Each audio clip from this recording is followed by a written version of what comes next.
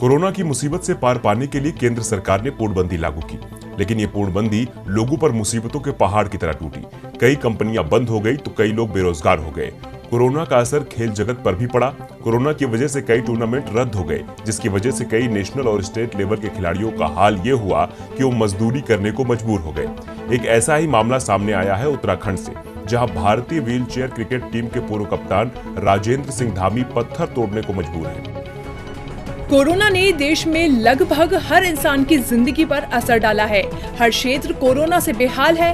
खेल जगत भी इससे अछूता नहीं रहा है। कई टूर्नामेंट रद्द हो गए, जिसकी वजह से कई नेशनल और स्टेट लेवल के खिलाड़ियों को मजबूरी में मजदूरी और सब्जी बेचनी पड़ रही है। इन्हीं में से एक शख्स है भारतीय व्हील चेयर क्रिकेट टीम के पूर्व कप्तान राजेंद्र सिंह धामी, जिन्हें अपना पेट पालने के लिए मजदूरी करनी पड़ रही है। धामी इस समय मनरेगा के तहत बन रही सड़क के लिए पत्थर तोड़ रहे हैं। धामी ने कहा कि मैं मार्च में रुद्रपुर में था जब कोरोना के कारण लॉकडाउन लगाया गया। इसके बाद मैं अपने पैतृक गांव रायकोट आ गया, जो पिथौरागढ़ की सीमा के पास है। उन्होंने कहा कि पूर्णबंदी से बढ़ी परेशानी के बाद मैंने मनरेगा स्कीम के तहत काम करना शुरू किया।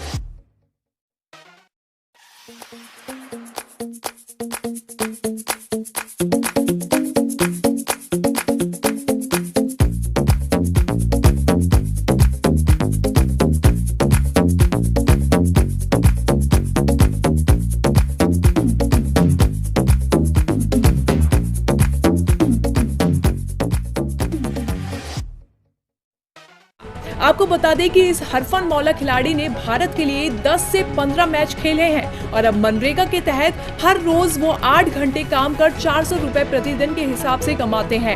उन्होंने इतिहास से स्नातक की डिग्री भी हासिल की है। उन्होंने कहा कि मैं टीचिंग लाइन में जाना चाहता था, लेकिन इसमें दिव्यांग लोगों की चयन प्रक्रिया में काफी सारी परेशानियां थीं।